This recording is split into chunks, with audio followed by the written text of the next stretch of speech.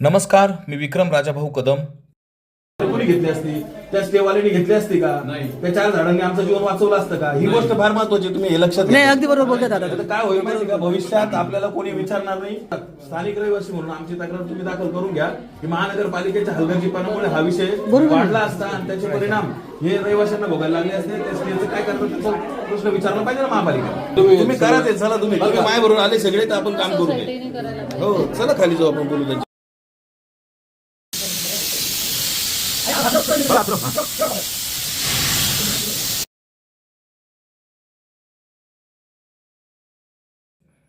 बघा, या घराचं झालेलं सगळं नुकसान आणि त्यामध्ये फक्त नोझल आतमध्ये येऊ शकलं होतं.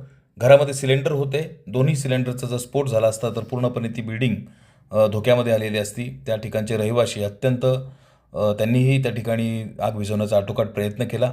आपण बघू शकता की हा 300 फुटाचा जो पाईप आहे तो अग्निशामक दलाच्या गाडीपासून इथपर्यंत पोचून फक्त नोझल घराच्या आतमध्ये गेले. तीच जर समजा घटना ही जर वरती जर दुसऱ्या माळ्यावरती किंवा अजून थोडं पुढे जर आग लागलेली असती तर ती आग विझवणं किंवा आटोक्यात आणणं अवघड झालं असतं.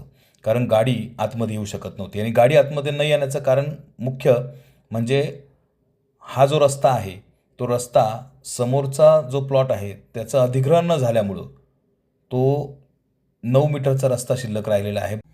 महानगरपालिकेचा हा निष्काळजीपणा आहे असं म्हटलं तर वावगं ठरू नये.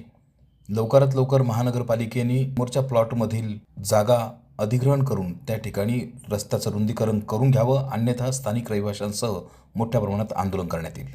धन्यवाद.